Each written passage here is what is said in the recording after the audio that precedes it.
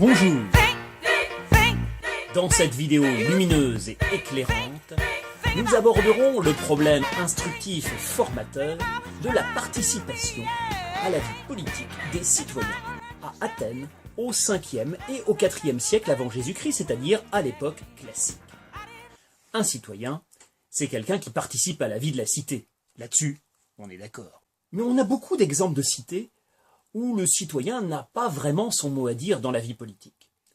À Sparte, par exemple, dans le Péloponnèse, dans le sud de la Grèce, les citoyens participaient surtout à la vie de la cité en obéissant. Mais à Athènes, les choses sont différentes à l'époque classique. À Athènes, on voit fonctionner un système politique original et qui est resté un modèle jusqu'à aujourd'hui, ce qu'on appelle une démocratie. Une démocratie, c'est un système politique dans lequel le pouvoir est exercé par le peuple. Ici, le peuple, c'est ce qu'on appelle les citoyens.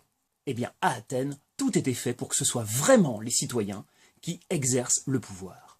Si on regarde un peu les institutions athéniennes, on constate que l'institution principale, elle est au centre, c'est l'ecclésia.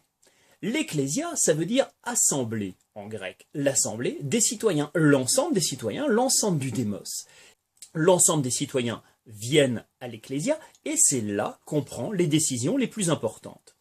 Si on lit sur ce schéma, on voit que l'Ecclésia vote les lois, et au IVe siècle, elle vote même les décrets, c'est-à-dire c'est encore plus précis, ça veut dire qu'elle a le pouvoir législatif.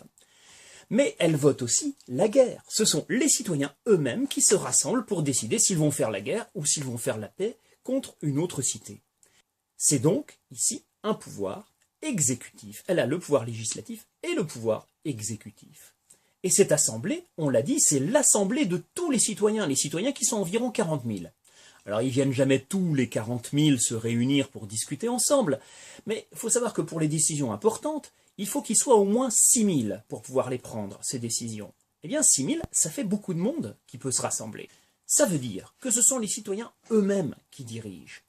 À l'Ecclésia, qui se réunit 40 fois par an environ, n'importe qui peut prendre la parole et tout le monde a une voix pour voter à main levée.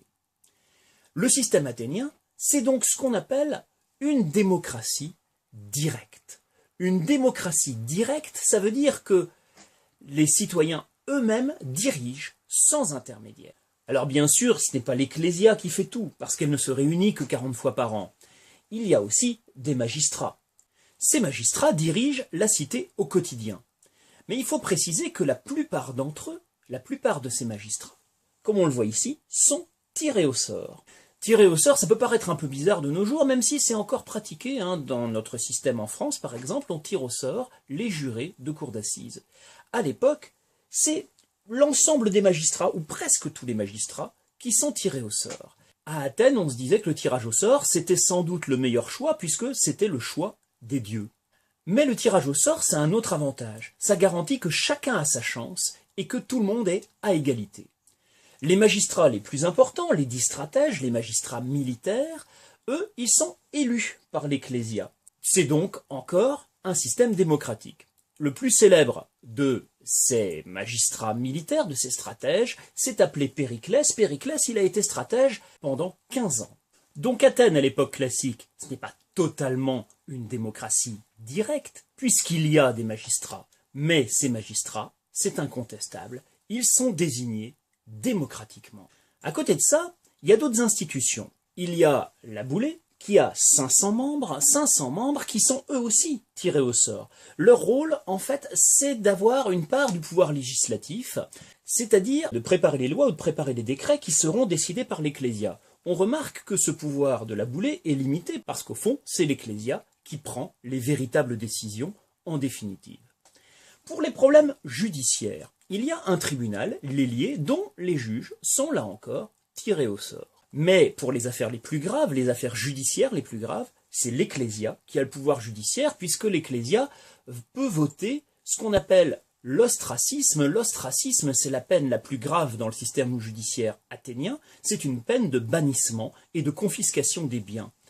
On emploie ça parfois pour éloigner un magistrat qui prenait un peu trop d'importance et dont on craignait qu'il ne menace la démocratie. On le bannissait de la cité, ça veut dire qu'on le chassait. C'est une peine judiciaire qui est votée, là encore, par l'Ecclésia. Donc, la boule et l'ailier, ce sont des institutions qui ont un pouvoir, mais ce sont des institutions qui sont étroitement contrôlées par les citoyens parce que les décisions les plus importantes sont finalement prises par l'ecclésia. Enfin, l'égalité entre les citoyens, à Athènes, elle est garantie. On précise que les magistrats, les bouleutes et les éliastes sont renouvelés tous les ans. Alors, si on fait le calcul, un citoyen participe aux grandes décisions en siégeant 40 fois par an à l'ecclésia. Il peut être tiré au sort comme magistrat. Des magistrats, il y en a 700. Il peut être tiré au sort comme bouleute, il y en a 500. Il peut être tiré au sort comme juge de l'ailier, il y en a 6000 des juges. Sur 40 000 citoyens, eh bien, un citoyen est à peu près sûr d'être tiré au sort pour exercer des responsabilités plusieurs fois dans sa vie. Donc être citoyen à Athènes, à l'époque classique, c'est participer pleinement à la vie politique. C'est exercer le pouvoir exécutif, le pouvoir législatif, le pouvoir judiciaire à un moment ou à un autre de sa vie. Alors ça suppose bien sûr d'avoir du temps pour ça. Un bon citoyen à Athènes, c'était quelqu'un qui ne travaillait pas. Oui, qui ne travaillait pas parce que c'est le seul moyen d'avoir du temps libre, du temps qu'on passe sur la place publique, ce qu'on appelle à Athènes l'agora, une place publique où on se tient au courant des affaires publiques. Un bon citoyen est quelqu'un qui se dégage du temps pour s'occuper des affaires publiques. Mais il y en a certains, ils n'avaient pas les moyens financiers de ne pas travailler. Eh bien, dans ces cas-là, la cité pouvait verser une indemnité qu'on appelle le mistos à tous ceux qui étaient tirés au sort, comme magistrats, comme bouleutes, comme éliastes, mais aussi à ceux qui siégeaient à l'ecclésia. Quand ils venaient, ils recevaient quelques petites pièces. C'était un moyen pour les citoyens qui étaient obligés de travailler pour vivre, de se libérer pour exercer leurs charges, pour participer à la vie politique de la cité. Donc, à Athènes, dans l'Antiquité, du moins à l'époque classique, tout le monde avait sa chance parmi les 40 000 citoyens. Athènes, c'est un modèle de démocratie particulièrement avancé. C'est une vraie cité démocratique, une cité qui a une démocratie directe, une cité où les magistrats sont désignés démocratiquement, une cité où les institutions sont contrôlées par les citoyens et une cité où l'égalité est garantie. C'est un modèle de démocratie extrêmement avancé qu'on n'oserait même pas imaginer aujourd'hui.